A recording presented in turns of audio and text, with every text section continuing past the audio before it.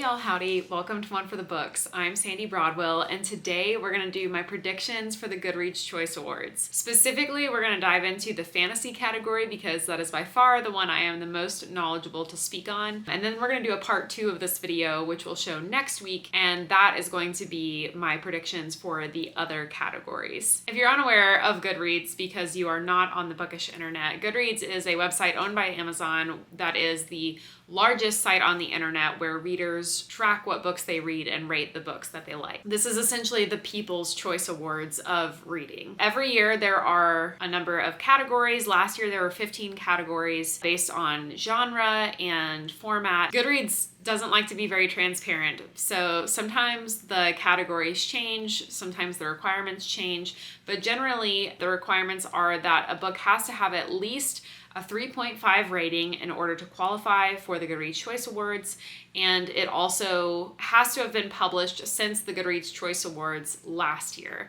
And so that's from about mid-November of 2024 to mid-November of 2025, assuming that they're going to do things this year the same way they have the last few years. However, that doesn't mean that the books necessarily with the most ratings are always the ones that make the Goodreads Choice Awards. It's very amorphous how Goodreads chooses the top 20 or the long list. But how this will work is there will be the top 20 books in each of the various categories, and then readers will choose which of those 20 books to move on to the short list. Then the short list will be published. It'll be the top 10 books in each category, and then readers will get to vote again to choose the best book in each category. So that'll be kicking off in the next couple of weeks. And as I'm filming this, it is the last week in October, and let's talk about the best fantasy books, and by best I mean the most popular fantasy books on Goodreads in 2025.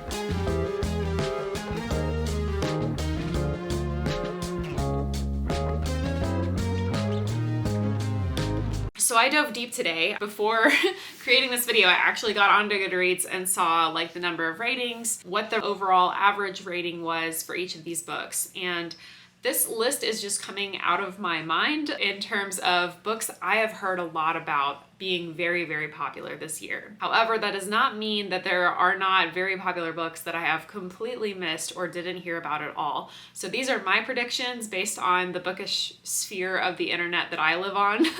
But I would love to know if you think there's some big ones out there that I missed. And I think number one, the biggest, most popular book that has been published since the Goodreads Choice Awards last year is Wind and Truth by Brandon Sanderson, the book 5 of the Stormlight Archive.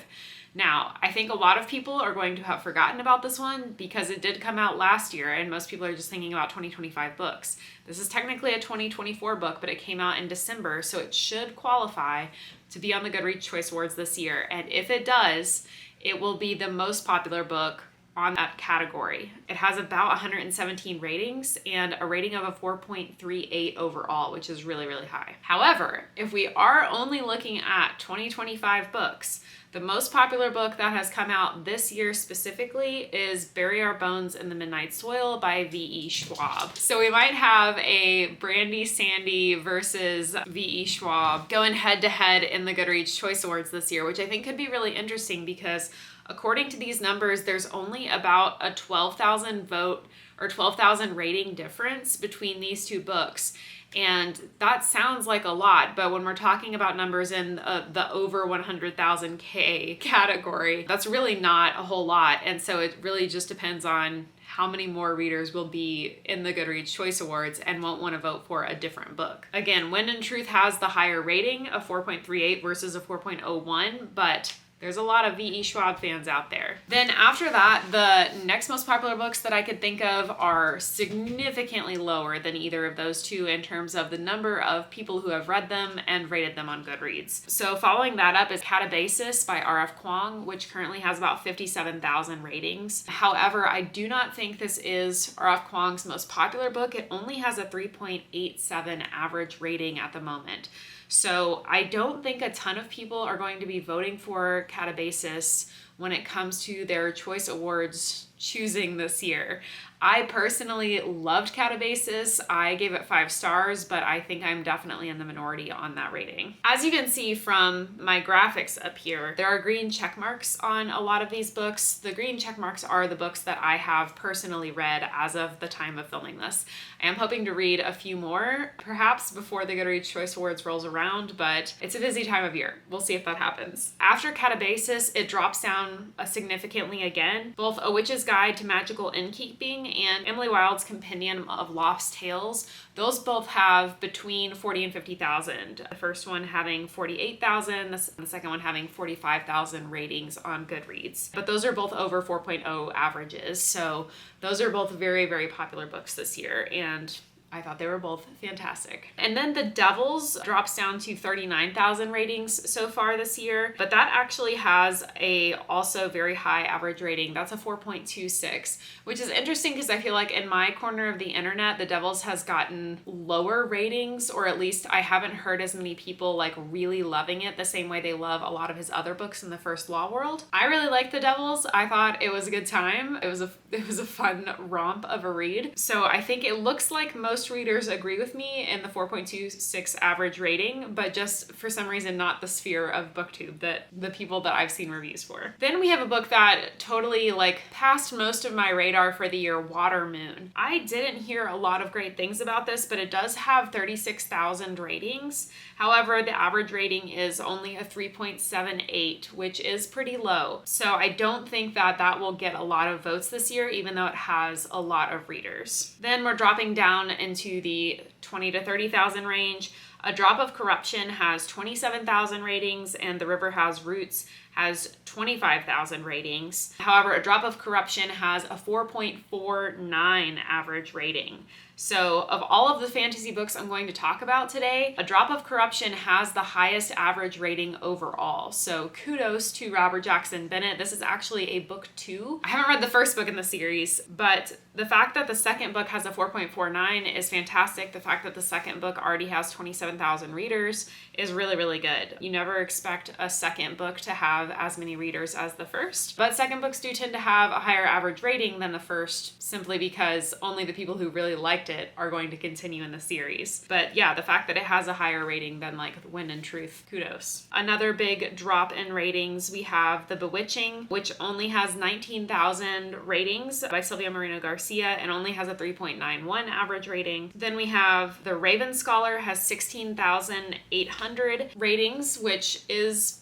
getting pretty low for fantasy, but it also has a 4.42 average rating, making it the second highest rated book on this list. So its readers really, really love it. And I will definitely say it is one of my favorite personal fantasy books that I have read this year. It was a really fun time. It has a lot of flaws, but they did not bother me. And then the last book that has over 10,000 ratings for the fantasy books that I could personally think of that I think have been popular this year is Hemlock and Silver, which has almost 14,000 ratings on Goodreads and a 4.11 average rating. If we're going just on number of ratings, of the books that I personally can remember being talked about as being popular this year, these are the top 12 fantasy books of 2025 for the Goodreads Choice Awards. However, again, there's probably some books that I forgot, and also there's still a lot of popular books that I haven't talked about, so I have a whole nother sheet. So our second page of fantasy predictions, this is a little bit wonky, and we'll talk about that. All of these books are significantly less popular than the ones we've already talked about. Gifted and Talented actually has over 9,000 ratings, but it has the lowest average rating of any fantasy book that I looked at for this list. It only has a 3.55, which barely qualifies it to even be eligible for the Goodreads Choice Awards. So I'm iffy on whether or not this one will show up on the long list. Really, any book on this page, I'm iffy if they will show up on the long list. I feel pretty confident about those first 12 just because I've heard so much about them and they seem to have a good number of ratings. However, as far as which ones make it to the short list, Then Green Teeth is one that, again, kind of fell under my radar a little bit. It has 8,000 ratings, but only a 3.96 average rating. And then The Incandescent, 6,900 ratings, a 3.99. The Book That Held Her Heart is the next one that I had read. That is the third book in the Library trilogy by Mark Lawrence. And I thought it was an okay ending to the series, but it certainly did not live up to the first book expectations for me. So I was a little bit let down by it. And it has a 3.77 average rating, so I feel like most readers probably agree with my sentiment. Then Grave Empire only has 2,800 ratings, so at that point I feel like it's getting too low to be considered for the Goodreads Choice Awards. However, again, I don't know what the cutoff is, if there is a cutoff, or if there's books that have been more popular than this that just weren't on my radar. Grave Empire is like a companion series set in the future of the same world as The Justice of Kings. I read that trilogy this year and really enjoyed it, but I haven't gotten to the Grave Empire yet. It seems like its readers are liking it, just doesn't have that many readers. Then we have The Ashfire King, which was the sequel to The Stardust Thief by Chelsea Abdullah. I read this. I should have DNF'd it, but did not.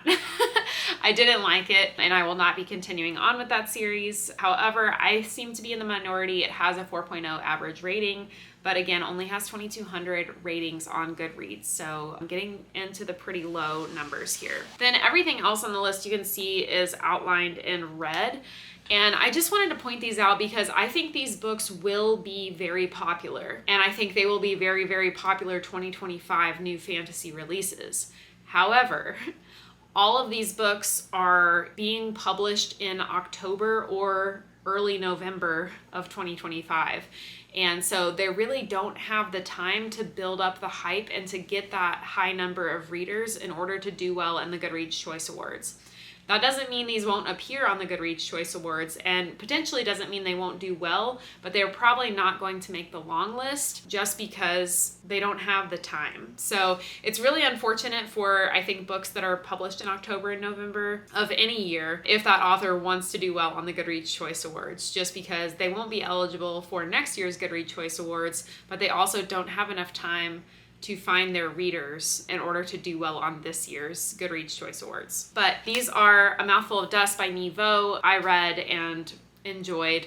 It is, at this point though, I think the 6th book in the Singing Hills cycle, so you don't expect a 6th book generally to show up on the Goodreads Choice Awards. I think it's unlikely that one will be on the long list.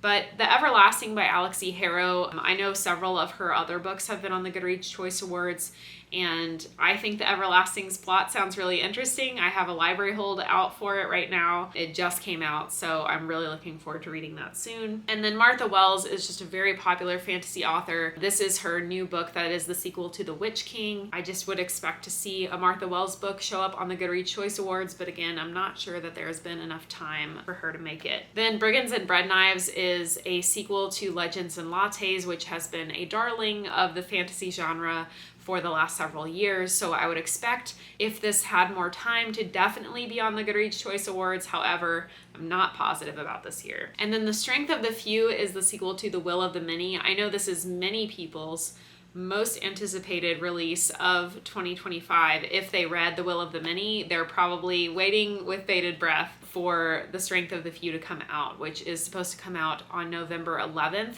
I think last year the Goodreads Choice Awards said that like any book that came out through November 12th was eligible. So like there is a minute chance that The Strength of the Few will be on the Goodreads Choice Awards just based on the number of people who have marked it as want to read. But even again, if it makes the list, I don't expect it to do super well because a lot of people won't have had a chance to get their hands on it and read it before the voting is over. And then the same goes for Empire of the Dawn by Jay Kristoff. I know the, whatever the series is called, the vampire series that Jay Kristoff has is very, very popular. Empire of the Damned, I believe. And so I would expect this book to do very well and be very popular if it had more time. But yeah, these are kind of my top 24 fantasy books that I've like had on my radar this year. Again, I'm pretty iffy about everything on this particular screen, but everything that I mentioned on the first page, I would expect to see on the Fantasy Goodreads Choice Awards this year. And I definitely think it is going to be between Wind and Truth and Bury Our Bones in the Midnight Soil for the top contender of the Goodreads Choice Awards this year. If for some reason Wind and Truth is not included because it was published in 2024, then I think V.E. Schwab has this in the bag. Otherwise, I think it might be a really close, interesting fantasy category this year. That's it. Those are my thoughts on the fantasy category of the Goodreads Choice Awards. I would love to hear your predictions down in the comments below, or certainly if you think I forgot about a really popular book, I would love to hear about that as well. Let me know what your favorite book is off of this list, or which one you are most looking forward to reading. Thanks so much for tuning in and hanging out. As always, please be kind, read books, and hit the subscribe button below for more bookish content to come. I'll see you again soon.